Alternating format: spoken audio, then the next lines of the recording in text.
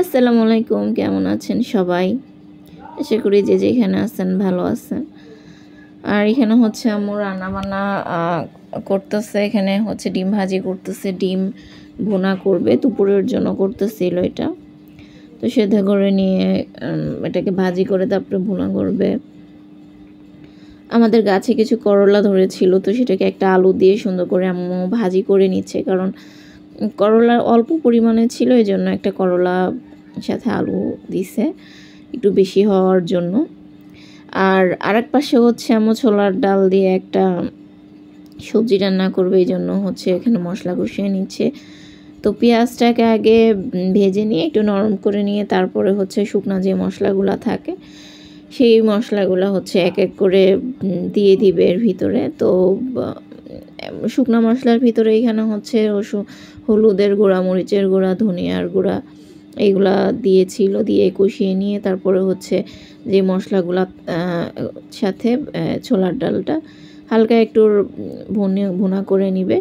নেওয়ার পরে এটার সাথে যে সবজিগুলো অ্যাড করার দরকার আম্মু সেই সবজিগুলো অ্যাড করে দিবে। তো এখানে হচ্ছে মনে হয় পেঁপে আর আমাদের গাছের বেগুন ছিল, সেই বেগুন দিয়েছে আর রান্না করেছি এটাকে। আর এটা হচ্ছে আব্বু আম কিনে নিয়ে আসছিল, আমের কালারগুলো অনেক সুন্দর, মানে হলুদ হলুদ আর ওটা একদম সবুজ, মানে দেখতে অনেক সুন্দর, এটার স্মেলও অনেক সুন্দর, মিষ্টি মিষ্টি একটা ঘ্রাণ। কিন্তু আমি খাই নাই, মনে হয় অনেক মজা হবে। অনেক মানে ঘ্রাণই বল না যে অর্ধভোজন সেরকম টাইপের আমের কালারটা, মানে সবসময় ছবিতে বা দেখি ওরকম কালার। আর এখানে হচ্ছে আম্মু ইলিশ মাছের একটা তরকারি রান্না করছে, ভুনা করছে আর কি। এটার রেসিপিটা দেখাচ্ছি একটু পরেই। আর আমগুলা তো দেখলেনি।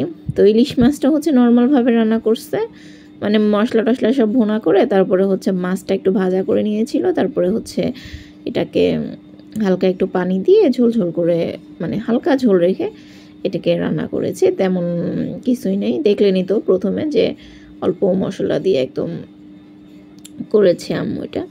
তো এটাই তো। আর আমাদের গাছের কিছু বেগুন হয়েছিল এই বছর যে লাগিয়েছে, এখানে কালো বেগুন সাদা বেগুন দুটাই আছে।